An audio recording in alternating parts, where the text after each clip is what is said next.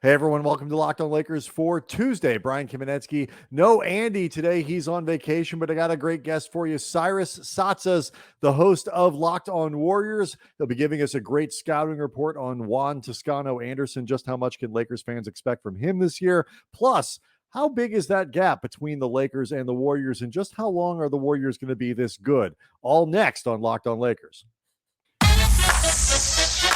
You are Locked On Lakers, your daily Los Angeles Lakers podcast. Part of the Locked On Podcast Network, your team every day.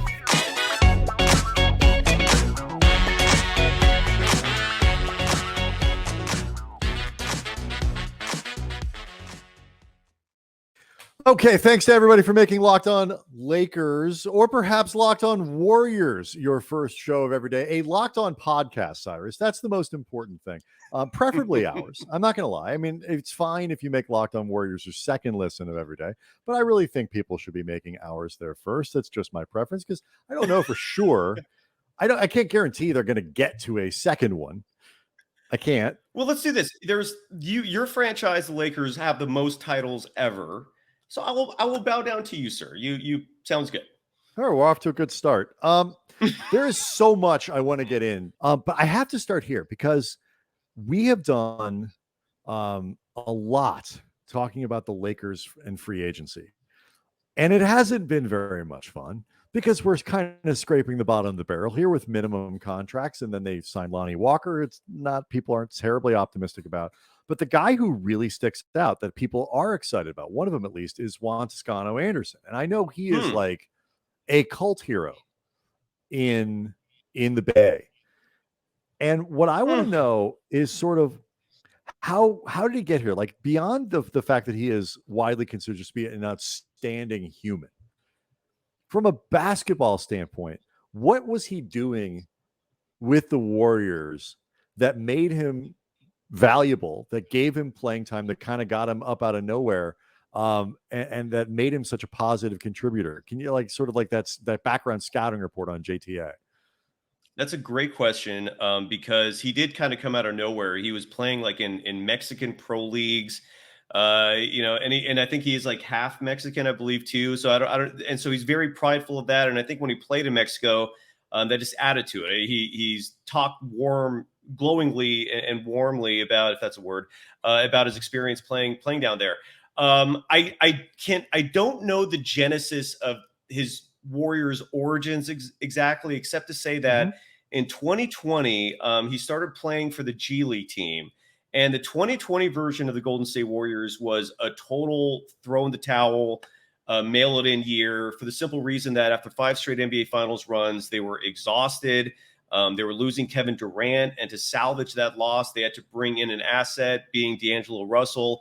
And by doing so, they did a sign and trade. And for the people that aren't aware of this, sign and trades can cripple you when it comes to the salary cap, because the moment you conduct a sign and trade, you fall under the hard cap, which means that you cannot, under any circumstances, go above the limit. There's like a very small threshold, and then that's it. So the Warriors in 2020 were awash, and they were playing a lot of individuals that were filler pieces, like Glenn Robinson III, I think Alec Burks, who's actually still playing, funny enough, but he was, and Juan Toscano-Anderson was one of those guys. Now, what made Juan Toscano-Anderson valuable, and the reason why he stuck around and at times played a lot of important minutes last year for a world championship team, is that he is very versatile. Like, he can play almost any position. I wouldn't play him at the point, but he could. I mean, he could bring the ball up. He's a great passer. He's a solid rebounder. He can hit the three.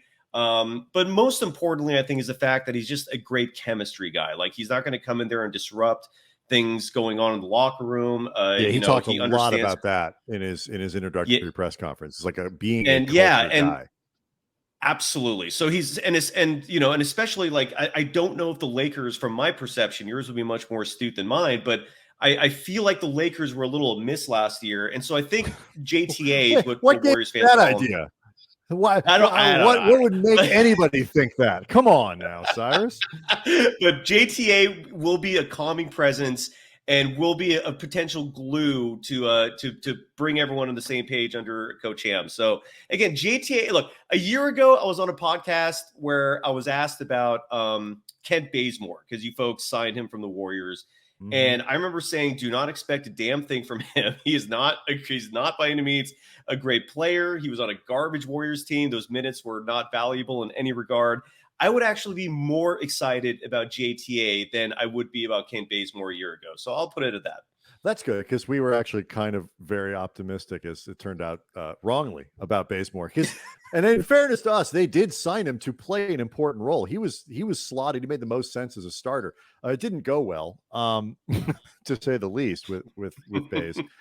The part that I think is kind of fascinating about JTA is, like, you look at his impact, his numbers, like cleaning the glass and all that stuff, they were phenomenal in that mess of a 2020 season, 2021 that you're talking about. Last year on the way to the title, he played, he had a smaller role, and the numbers, like the on-off metrics, weren't as good. The Lakers have been allergic to signing genuine wings, like actual people whose like job it is to play forward. He is that guy. There's an opening for him to play absolutely 25 minutes or so on this team. Is all the stuff that he did well, though, kind of a function of that Golden State culture, that Golden State style? Or do you think he really can adapt to whatever the hell it is the Lakers plan on doing this year? I think, first of all, if you're planning on playing JTA 25 minutes, your team is in huge trouble. That is a separate podcast, but I do have, I do think that is a possibility. JTA is not like, first, JTA is he's Draymond Green light, meaning like he's not a guy that you need to look at the stats to understand his meaning. He's Mr. Intangibles. He's, Mr. Hustle.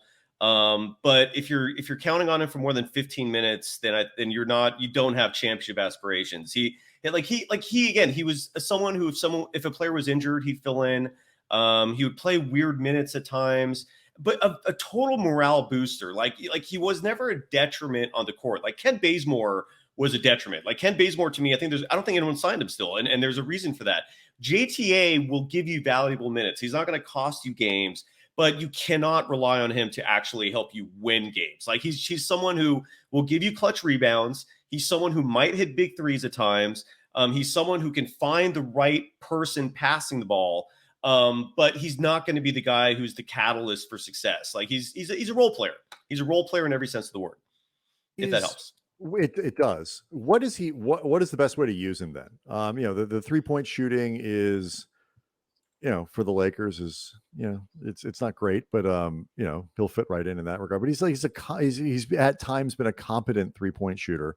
Like where would they be best to try to take advantage of those, 15 to 20, 18 minutes, whatever it is?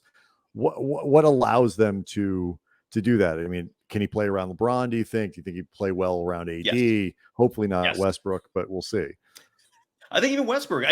I think the beauty of JTA is he can play with anyone. And that's, I think, a huge reason why the Lakers signed him, is because it doesn't matter what the lineup is out there. He's not necessarily a negative. It's just he's not going to be someone lighting up the scoreboard. I would envision him as a small ball 5, weirdly enough, in today's game where you don't need size.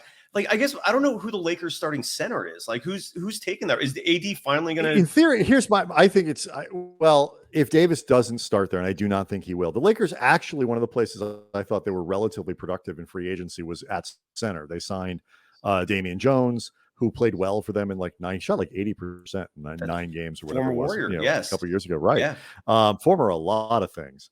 But kind of fills a good role as a weak side shot blocker and a vertical threat and all that stuff they were missing last year. And then they went and brought back Thomas Bryant, who until his ACL injury in Washington had really looked like a guy ascending. So I think Bryant is going to start with Damian Jones backing up. But AD is going to play a lot of 5. They'll probably put LeBron out there sometimes at the 5, and then there'll be other moments where they would want a small ball 5. And it is interesting to see the idea that JTA could do that. And here's what JTA does for you too. He's a solid defender. Like he's not a shutdown defender, But he's someone that I think Darvin Ham, I've heard constantly, and all the attributions I read and hear from him, he's clearly defensive minded. That's going to be a strong focus for a Lakers team that relied on that to win the championship a couple years ago. They totally lost that ethos last year. And so JTA, because that's the part about the Warriors that people sleep on, is that while they have these star players like Stephen Curry, like Klay Thompson, who light it up offensively, and people just see the Warriors as a 3-point machine who can blow you away with points, but their defense is sound, man. They were the number one defense last year before Draymond Green got hurt. You saw their defense against the Celtics and everyone else in the postseason. And JTA is someone who buys into that. Like, he hustles, he's aggressive. He understands that a great defensive team starts with the team aspect of it and not the individual aspect of it, meaning he does switches effectively. He knows when to respond if a defender gets burned to back them up. So he's a bright mind, man. Like, he's not going to make dumb mistakes on the court, which is a huge thing because most players, as I'm sure you know, are actually not very smart on the court, and they routinely make foolish decisions. You're not going to get that from JTA. But again, he's also not a star. Like, he's a role player. So maybe you can get 20 minutes out of him, but I still think night and day in terms of improvement over what you got a year ago with what's his name? Kent Bazemore. So Kent Bazemore? Yeah, it's God, yeah. Well, low bar to clear, but sure. True. But that's, I think that, understanding what is limited. One of the great things about the Warriors and what they've done so well is making sure like they squeeze a lot out of role guys by never asking them to do more than it is that they need to do. I think Correct. Gary Payton, for example, I think is going to be successful in Portland because it's a similar type of role that I think he's going to be asked to play. But it will be interesting when you sign a guy for a decent amount of money. Sometimes there is that temptation to be like, we got to make him a 26-minute a night guy or 32 minutes. He's got to play 30 minutes a night. You can't do that. You don't want to take a guy that is a positive contributor for 18 minutes and ruin that by adding 7 to it. So it'll be interesting to see what the Lakers can do and whether or not they can fill a rotation out around them. You have some stuff you want to throw at me from a Warriors perspective that I am very interested in. You had even had some listeners that threw you some questions that sounded very optimistic. Well, we got to talk about Built chances. We got to show some love to Built bars because I'm trying to lose weight. And Brian, I don't know about you. You look fit.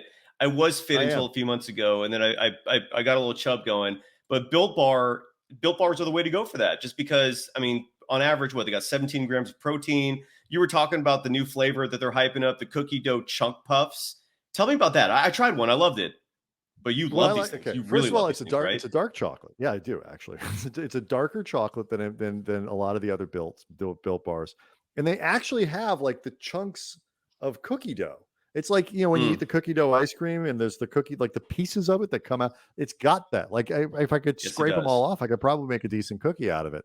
I'm not going to. But yeah, I mean, it is actually quite delicious, and I'm always very pleased. This is one of my favorite sponsorships because unlike the folks at Rock Auto, for example, I've never gotten a fuel pump just on the doorstep. But Built Bar, I get the stuff and I get to eat it and taste it. And the cookie dough chunk puffs are delicious. They are, and you're right, man. You're not just, this isn't hyperbole. Like there actually is chunks of cookie dough within the bar. You're right, man. I was picking it out. It tastes delicious. Some of these Built bars, you feel like you're cheating. Like the birthday cake one, I'm still blown away that's relatively healthy. He eats them as a snack. He's also yoked. Yeah. So, and again, folks, all you got to do, just go to built.com, use that promo code LOCK15 to get 15% off your order. Again, the promo code is LOCK15 for 15% off of all that delicious protein, real chocolate, low sugar at built.com. And we're back at it, I think. Yes.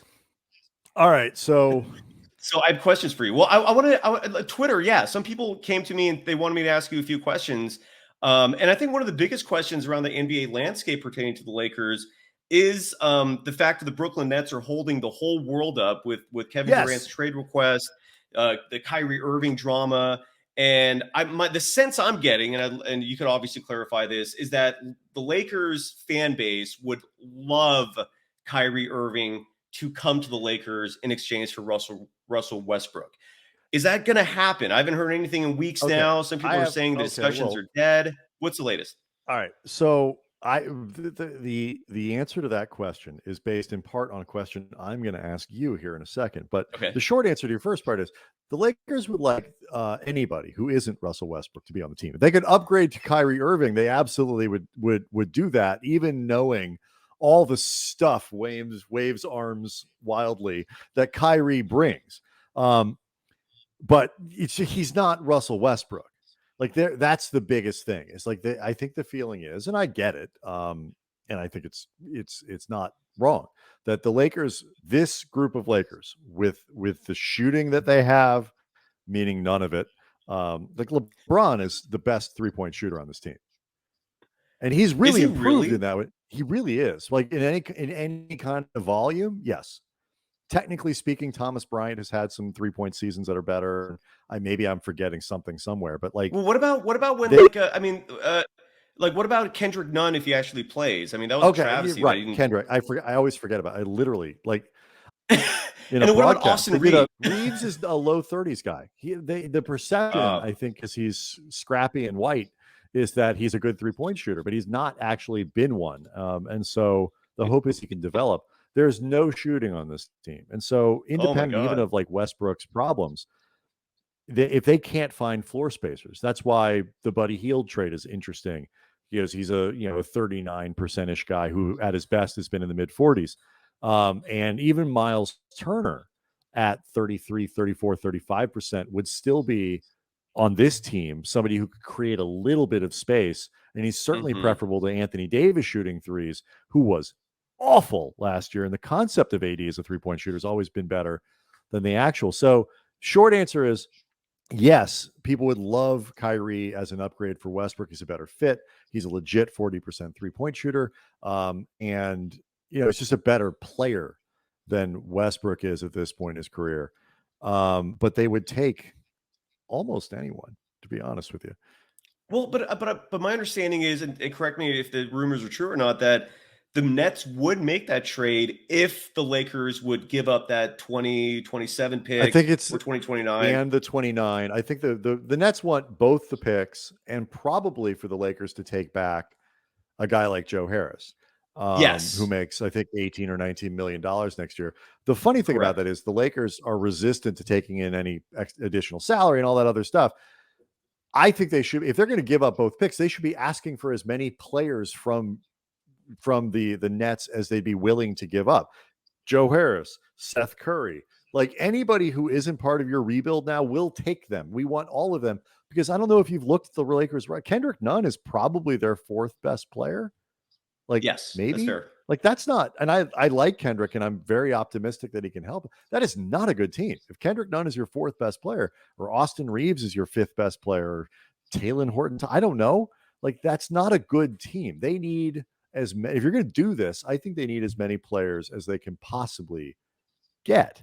But all of this is dependent on the the Warriors trading, on the Nets trading Kevin Durant. And one of those things that people keep, is there really a chance that the Warriors would actually try? Is that a real thing? Because anything that gets them to trade him is good for the Lakers, so they can then move on and potentially try to get Kyrie. It was a real thing at the beginning. And I think as you and most people know, Sean Marks is out of his goddamn mind. He honestly thinks Kevin Durant is worth Anthony Edwards, Karl Anthony Towns, and 4 first-round picks. That's what he asked for, reportedly from the Timberwolves. And all Sean Marks has done is scare everyone away. I don't know if his intention is to try to convince Durant to stay. I don't know if Marks is that delusional. But no, he scared the Warriors away. I mean, the Warriors, I think, realistically would make that trade if it was something more reasonable, like a Wiggins, Poole, even a Wiseman, maybe a couple first-round picks. But all the reports indicated that the Nets also wanted Kuminga and or Moody, and they're untouchables, especially for Durant, who turns 34 next year. So, dude, this Sean Marks is driving me crazy, man. I've never liked GMs in the game who think they're smarter than they really are. Like Dork Elvis is another example of that. They're never. if I'm a GM, I'll put it this way. If I'm a GM, I would never make a deal with either of those two individuals just because I know with certainty they are not going to compromise and make a fair deal with me. They're going to try to rip me off. And so it's like, forget it. I'm moving on from that. So that's what's going on. It was a reality at one moment because Lacob loves Durant and really would love to bring him back and have him retire as a Warrior. But for that asking price, it scared him away. And talks are dead. And now we're talking about the Celtics maybe. And I wouldn't do that trade if I was the Celtics.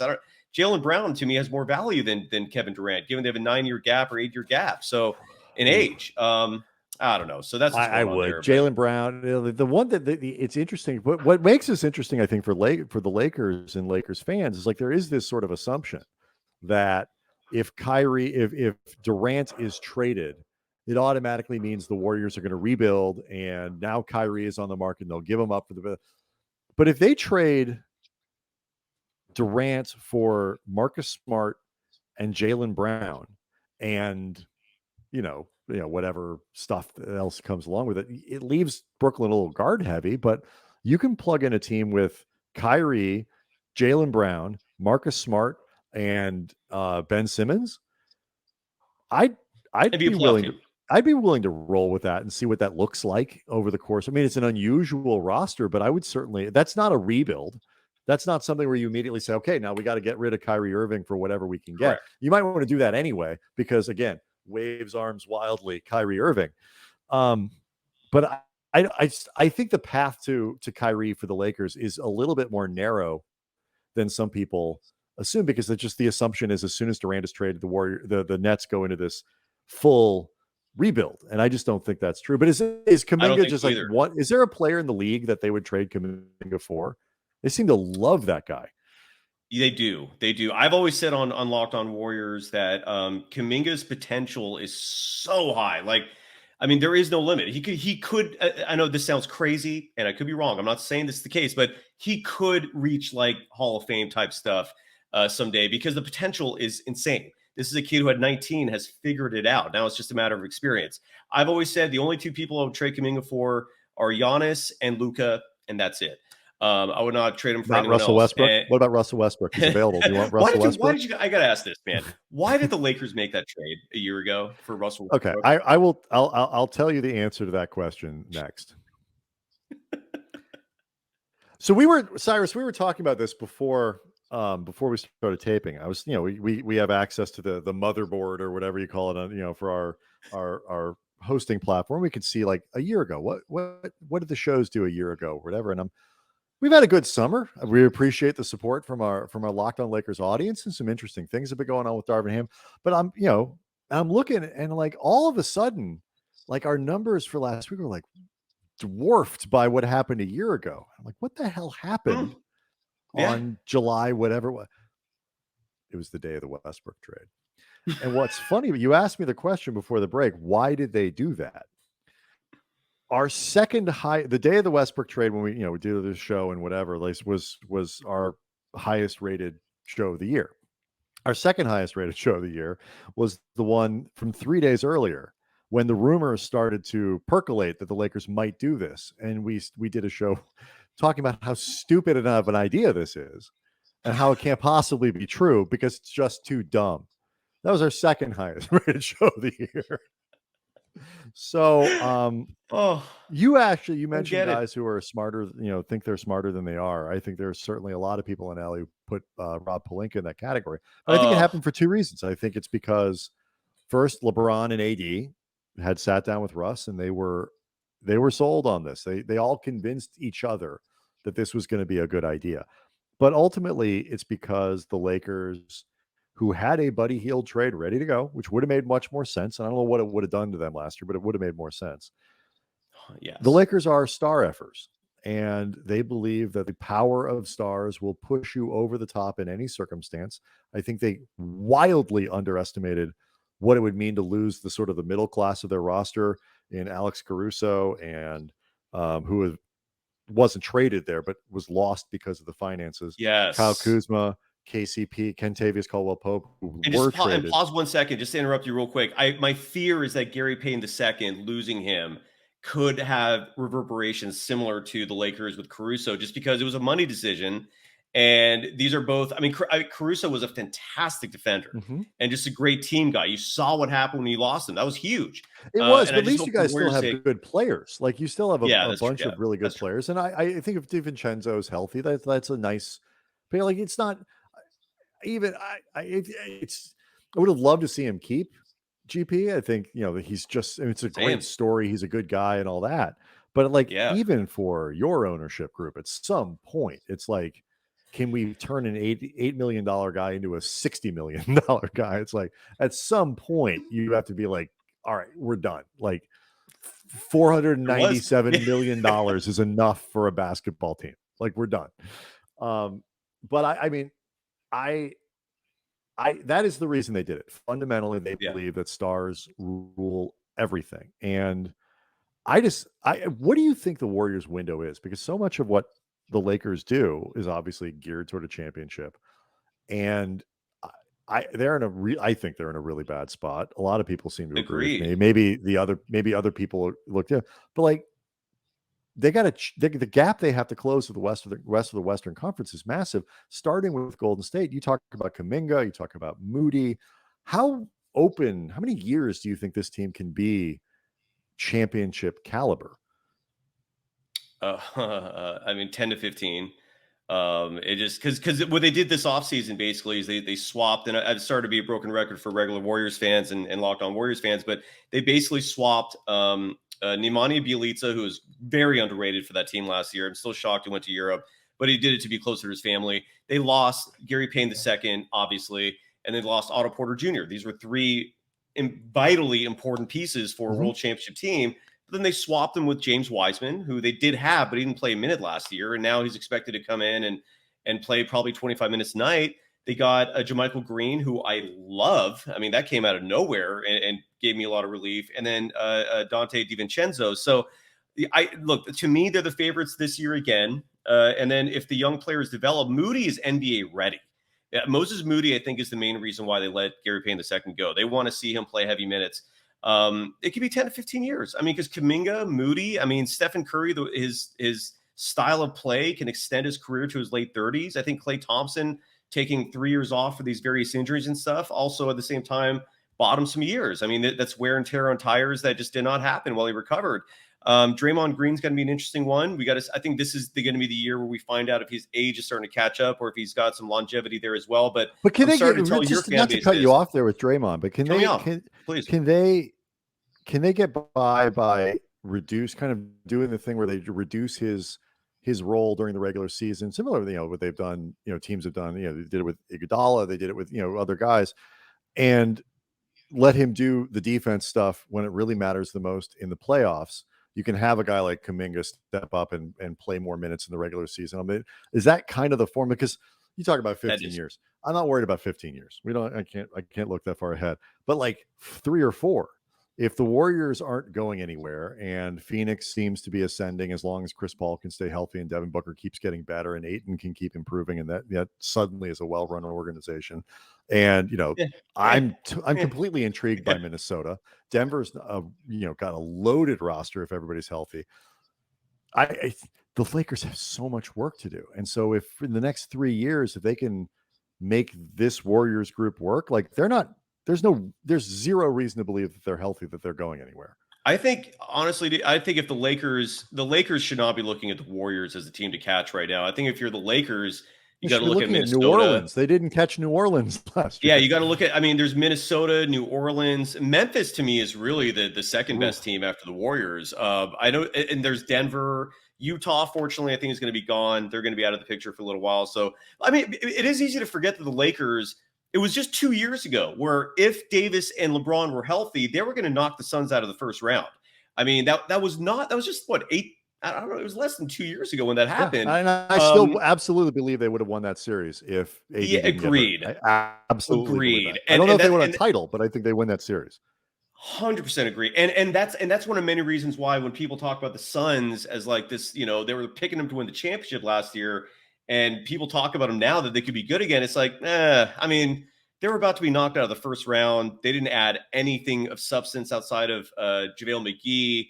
So the Suns to me are so overrated, man. I'm not buying that stock at all. But look, the bottom line for the Lakers, I feel like, is this: if LeBron is still tapping that fountain of youth, Anthony Davis's health is everything. That dude is just Mr. Glass. Like, I don't know what the recipe is there to make that guy healthy for a season, but you have to have that.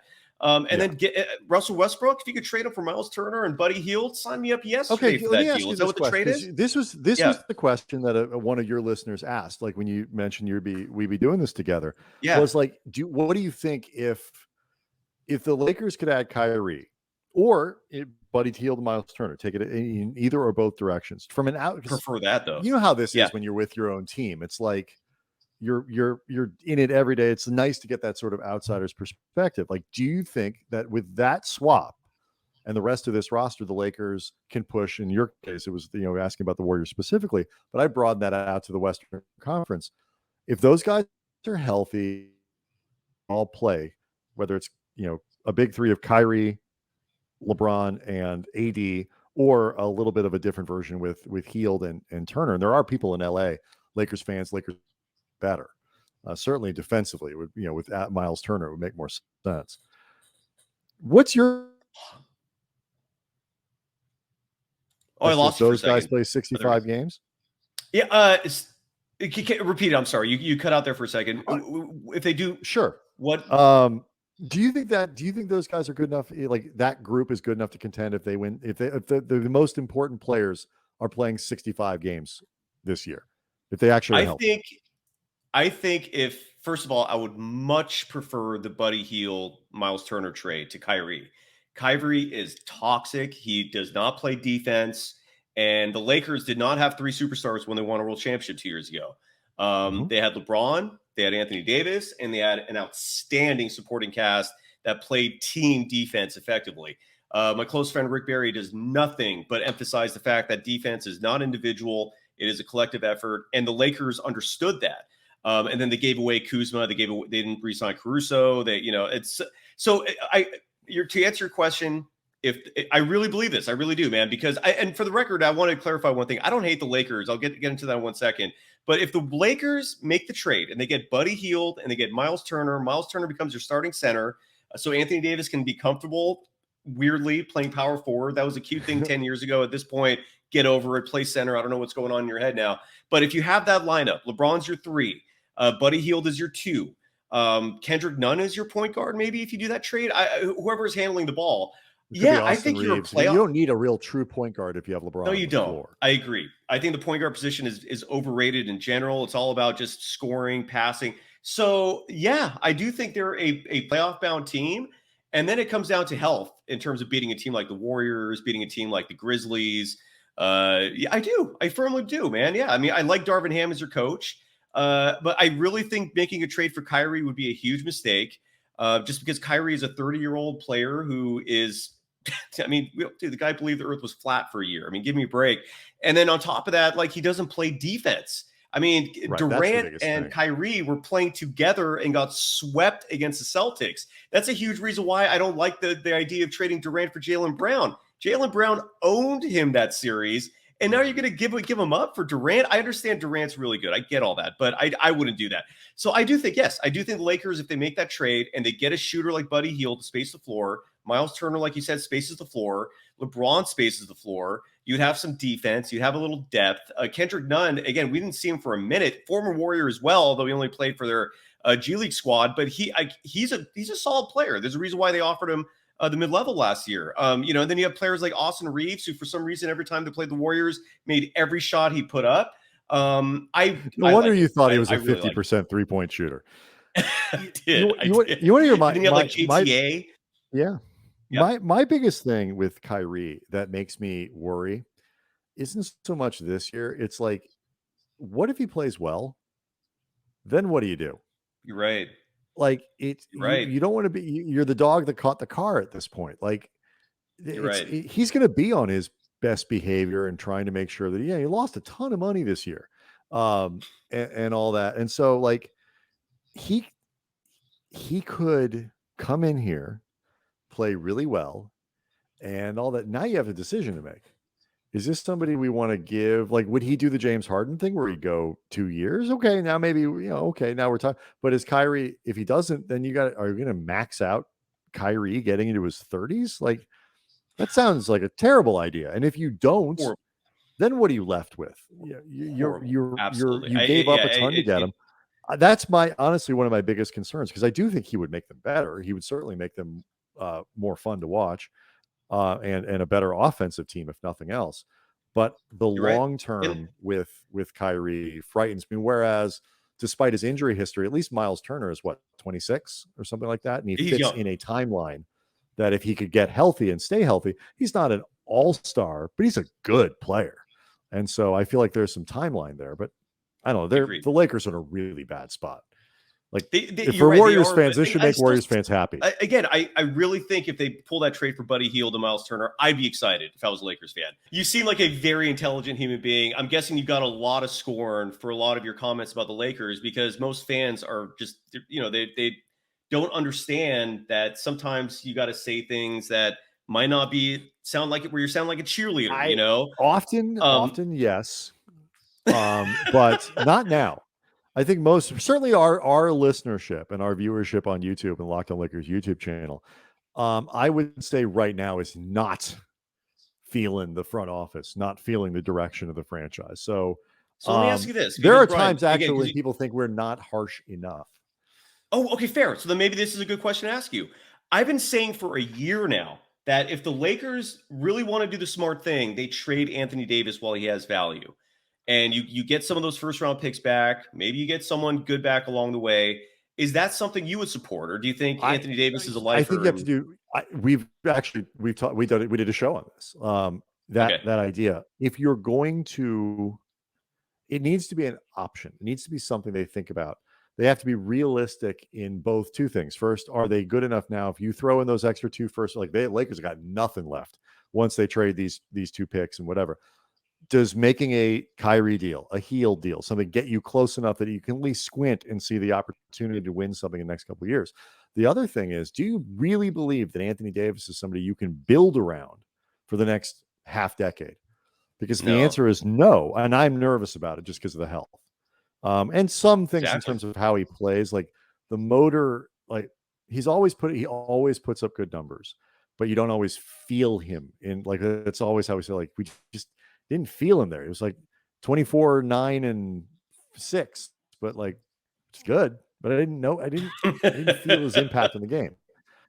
If the answer is we're not super confident about it, then I think you do have to trade him, because his value is not going to get higher. Exactly. So I would absolutely consider it. And there are but then you got to blow it up, and you got to figure out how to move LeBron for picks and basically try to undo the damage that was done. I don't want to say damage that was done by the AD trade, because that's not fair. They won a title. You already said it. It's too late, Brian. Too late. Right. But it's also, they also won. It worked. They won a title. Yeah, that's true. That's true. Yeah, no, the word is out there. I understand what you mean. So, but let me ask you this, because that would be my, I would say, like, yeah, you could look into it if you were going to really blow it up, because you need to recoup picks, and then you trade, you keep Westbrook. And you don't give up anything to get rid of him. You try to trade LeBron, and you try to trade AD, and you say in 5 years we'll be back. I think that's the only option, man. I thought that a year ago, just because with every year you wait to trade AD, his value is going to dip. He still incredibly has value, but if he gives you one more year where he's Mr. Class and he misses 70 games, dude, no one's going to want him anymore. So let's do this again, because there's a bunch of stuff that we didn't get to that I wanted to ask you about Warriors sort of fan culture and all of that. We just is too much to pack into a show. And then, like, as the season gets closer, there's just basketball stuff to talk. But this was fun, man. It was really great to meet you. I enjoyed this. Absolutely, brother. Absolutely, man. This is a blast. Locked On Warriors. I'm always enamored. I have a soft spot on my heart for siblings who kind of work as a team. And like I said, if you want to make this a 2-parter today or at some point, I'm down. I'd love to do this again with you, dude. Yeah, I just love talking basketball. This is weirdly therapeutic for me, as crazy as that sounds. Glad we could help. Locked On Warriors is where you go to see all of this. Locked On Lakers is where you go to see all of this. Thanks for making Locked On Podcasts your first and second listen of every day. And I will see you. I'll see people. I don't know when Cyrus is going to see you, but I'll see you on Wednesday.